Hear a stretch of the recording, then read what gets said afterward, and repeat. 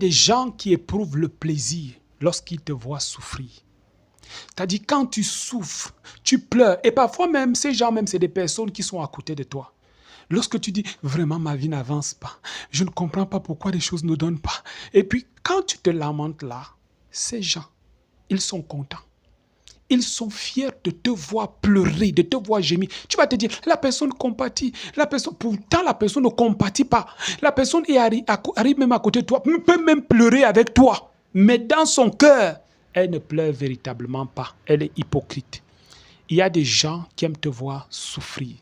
Écoute, dans la Bible, quand on regarde même la Bible, on voit le Seigneur Jésus, quand il était à la croix, à un moment donné, il a commencé à crier. Élie, Élie, lama sabachthani. Mon Dieu, pourquoi m'as-tu abandonné? C'est ça que ça veut dire. Et maintenant, il y a des gens qui étaient là, qui le regardaient et qui commencent à dire, ils commencent à se moquer de lui. Regardez, il est en train d'appeler Élie, il est en train d'appeler Élie. Pourtant, ce n'est pas Élie qui l'appelait. Il y a donc quelqu'un qui a couru rapidement, il a pris un chiffon, il l'a imbibé, il a mis, n'est-ce pas, le vinaigre dessus. Et il est venu obliger le Seigneur à boire, comme si le Seigneur lui avait dit qu'il avait soif. Imagine-toi, on te donne le vinaigre, tu as des blessures sur tout le corps. On a percé ta côte avec la lance.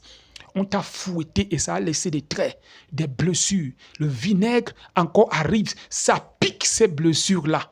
Ils augmentent la douleur sur la douleur. Je vous donne un autre exemple. Dans le livre d'Exode, lorsque le peuple réclamait déjà sa délivrance, sa libération, et il voulait aller, n'est-ce pas, sous la houlette du bâton de Moïse, Pharaon s'est mis en colère. Il a dit, maintenant, ne donnez plus au peuple, à ce peuple qui travaille comme des esclaves, la paille.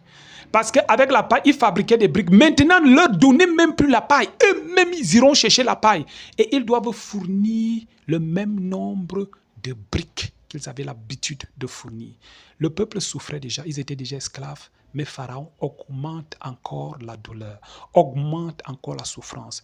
Généralement, lorsque tu vois ce genre de choses arriver dans ta vie, c'est que le salut est sur le point de se manifester dans ta vie.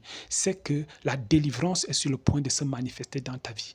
Parce que c'est le diable qui veut t'intimider. C'est le monde des ténèbres qui veut t'intimider. Quand tu sens qu'aujourd'hui la maladie est arrivée dans ton corps et demain, à part la maladie, il y a autre chose encore qui vient s'ajouter encore un autre problème. C'est d'abord toi qui étais malade. Maintenant, c'est l'enfant qui tombe malade. Et puis maintenant, le problème au niveau de ton compte bancaire. Ainsi de suite, tu vois ça comme des tribulations. Il faut savoir une chose, c'est que la délivrance est sur le point d'arriver. Je vais prier pour toutes les personnes qui passent par ce genre de situation. Je prie dans le nom de Jésus-Christ afin que tu ne te décourages pas et que tu sois fortifié, tu te lèves pendant que